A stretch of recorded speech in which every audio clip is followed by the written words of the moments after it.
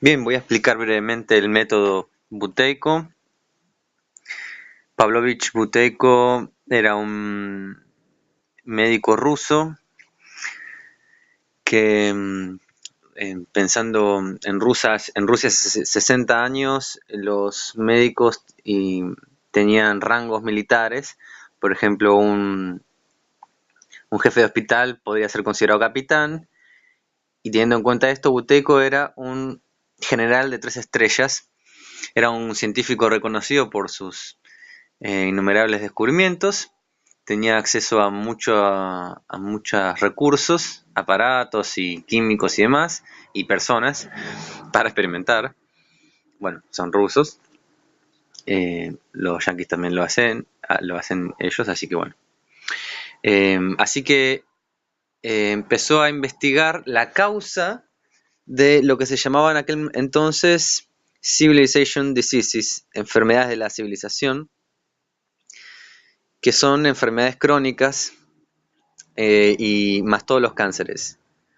Lupus, esclerosis múltiple, todas las enfermedades neurodegenerativas, asma, todo tipo de alergias, en fin, muchas, rinitis, muchas enfermedades de este tipo. De hecho, más adelante después se descubrió que todas las enfermedades, estas que nombré, tienen un vínculo con el sistema buteyko.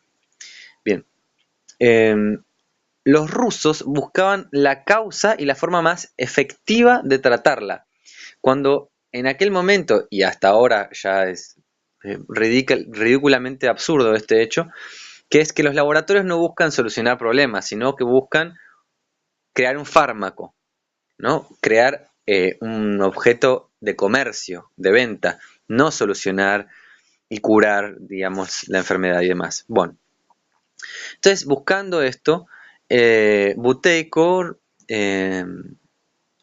reconoce cierto patrón en común con todas estas enfermedades, que es que todas estas personas que tenían estas enfermedades tenían bajos niveles de dióxido de carbono, de CO2.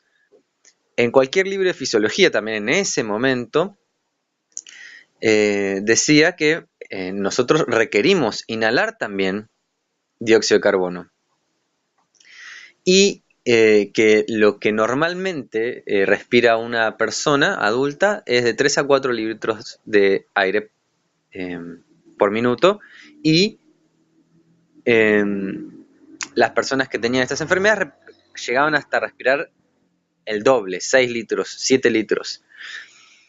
Incluso 5 también genera una hiperventilación crónica. Entonces descubre que la hiperventilación crónica causa la desoxigenación de todos los órganos y de las células. Él hace pruebas para generar un fármaco que resulta, pero descubre que la gente era, digamos, dependiente de este fármaco, porque dejaba de tomar este fármaco, era como algo así como una especie de supercalmante. Era una especie de morfina mezclada con cosas así, y en ese momento la respiración disminuía, se volvía como óptima, pero dejaban de tomarlo y volvían a generar una respiración que los enfermaba a largo plazo. Por lo que descarta esta idea, y imagínense, los rusos de la época también arman un aparato para respirar bien, pero era toda una cosa muy aparatosa, y resultaba lo mismo. O sea, la gente usaba el aparato, eh, funcionaba, dejaba de usarlo, volvía a como estaba antes. Entonces, crea este método de reprogramación del sistema neurovegetativo. Y este es el método Buteyko. En fin, la idea básica del método Buteyko es reentrenar al sistema parasimpático o neurovegetativo para modificar el patrón de respiración.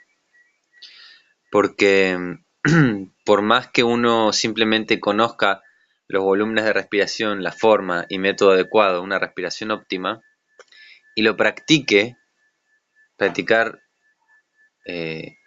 una respiración óptima, simplemente vas a respirar bien durante el momento que estés practicando, pero luego,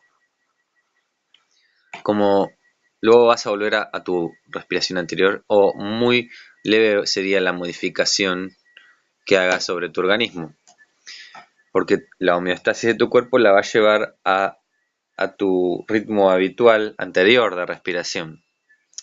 Entonces el método buteico es una forma de reentrenar ese sistema, reentrenar el sistema de respiración para que permanezca esta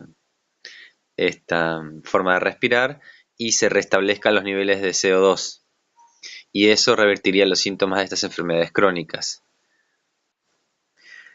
Muy bien, en el aire existen varios gases que respiramos, no es tan reducido como el hecho de inhalo oxígeno, exhalo dióxido de carbono, sino que al inhalar inhalo un montón de otros gases.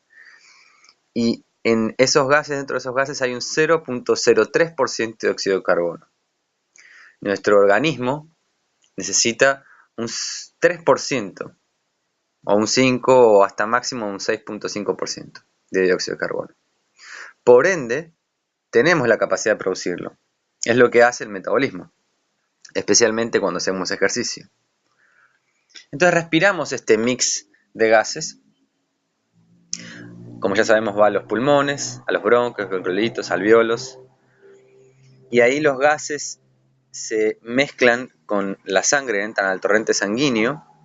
Luego el corazón hace su trabajo, manda esa sangre oxigenada hacia todos los tejidos y a las células. Y por efecto de la hemoglobina, que es a través de la cual viaja el oxígeno, se libera a todas las partes, ¿no? Se libera a los tejidos, ¿no? Desde la sangre. Bien, existe un científico que se llama Christian, en realidad Bohr, que había descubierto una relación entre el dióxido de carbono y la posibilidad de liberar el oxígeno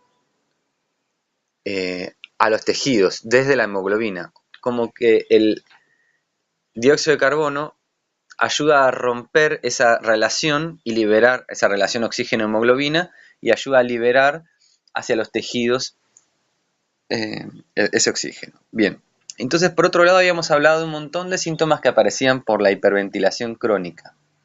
La hiperventilación de la que hablo no es una hiperventilación exagerada, sino algo pequeño, no la hiperventilación que uno se produce al marear o al descompensarse, sino es algo continuo y mínimo.